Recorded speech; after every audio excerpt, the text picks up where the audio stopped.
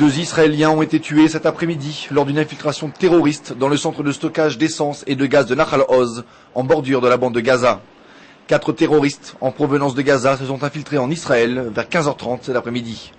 Des échanges de feu intenses les ont opposés aux forces de sécurité pendant un peu plus d'1 heure, avant de tenter de s'enfuir en direction de la bande de Gaza. 2 terroristes ont été tués près de la barrière de sécurité et une frappe de l'armée israélienne a touché peu après la voiture dans laquelle se trouvaient les 2 autres terroristes, tuant l'un d'entre eux et blessant le deuxième grièvement. Simultanément, un nombre élevé d'obus de mortier se sont abattus aux alentours de la zone de l'attaque. 4 organisations terroristes palestiniennes ont par la suite revendiqué leur responsabilité dans l'attentat. Il s'agit de la branche armée du Hamas, du djihad islamique, des comités de la résistance populaire et des brigades des martyrs d'Al-Aqsa, affiliées au Fatah. Selon les premiers rapports, il semblerait que le but premier de cette attaque était l'enlèvement de citoyens ou de soldats israéliens.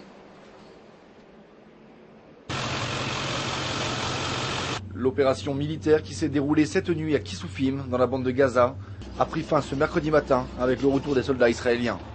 Le sergent Saïef Bissan, 21 ans, a cependant trouvé la mort lors du raid. Le Hamas s'est empressé de filmer et de diffuser des images de l'endroit où a été tué le jeune soldat israélien, exhibant taches de sang et effets personnels ramassés sur place. Le Hamas, qui d'ailleurs a endossé l'entière responsabilité de l'attaque.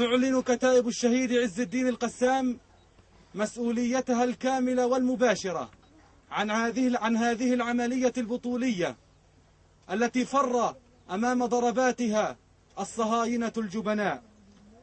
ثانيا، ليعلم العدو في كل مرة أنه سيواجه أمثال الرجال الذين قضوا نحبهم أو الذين ينتظرون. Les brigades Al-Quds du djihad islamique ont cependant elles aussi revendiqué la responsabilité partagée de l'attaque. من قبل المجاهدين بأبناء سرايا القدس والقسام للقوات الخاصة مقتل جندي إسرائيلي وجرح آخرين ومقتل أيضا فلسطيني يأتي في إطار التصعيد الإسرائيلي ورفض إسرائيل لجهود التهدئة التي تسعى إليها مصر. نحن نحمل إسرائيل مسؤولية فشل جهود التهدئة ونطالب المجتمع الدولي بوقف العدوان على أبناء شعبنا فلسطين.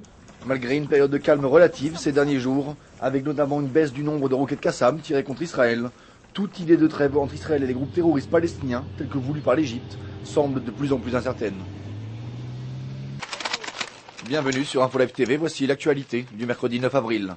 Un soldat israélien a été tué cette nuit et 2 autres blessés lors d'une opération de Tsahal dans le sud de la bande de Gaza.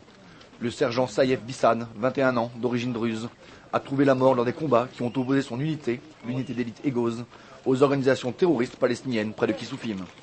Lors de l'opération, un membre du Hamas a été tué lors des combats et 10 terroristes palestiniens ont été appréhendés et emmenés en Israël pour y être interrogés.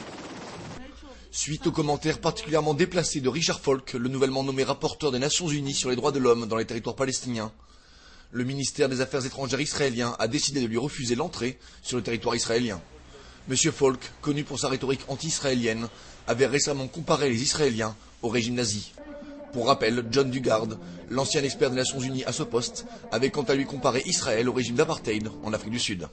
Un terroriste palestinien, membre des comités de la résistance populaire, a été tué hier lors d'une opération israélienne dans la ville de Jabalia, à Gaza. Les forces de Tsahal ont par ailleurs découvert, lors de l'opération, un tunnel creusé à partir d'une maison dans le nord de la bande de Gaza. Le tunnel, qui se trouvait à 700 mètres seulement de la communauté israélienne de Kfar Aza, était destiné à faire pénétrer les terroristes sur le sol israélien. L'armée israélienne a commencé à collecter les armes, même les armes personnelles, appartenant aux Israéliens habitant dans les implantations de Judée-Samarie. Selon le commandement de l'armée, ce geste est destiné à prévenir de nouveaux vols d'armes parmi les armureries de la région. Ces armes seront transférées vers des bases militaires et redistribuées aux habitants en cas d'aggravation de la situation sur le terrain. Un nouveau rebondissement dans l'enquête sur la mort d'Iman Mouranieh, le chef opérationnel du Hezbollah, tué à Damas le 12 février dernier. La Syrie a arrêté récemment un haut responsable de la défense saoudien en poste à l'ambassade d'Arabie Saoudite à Damas. Selon une source iranienne révélée par l'agence de presse Fars, l'assassinat d'Iman Mouranieh aurait été commandité par Israël, mais exécuté par les agents syriens, jordaniens et palestiniens. Enfin, mauvaise nouvelle pour les voyageurs. Pour la 8e fois cette année, la compagnie El Al a annoncé une hausse de près de 9% du prix de ses billets d'avion. Une augmentation que la compagnie aérienne israélienne a justifiée en invoquant une hausse du prix du carburant qui entrera en vigueur dès les vacances de Pessah. Le prix du carburant représente dorénavant plus de 30% du prix du billet. Merci de nous avoir suivis sur InfoLive TV. Très bonne journée à tous.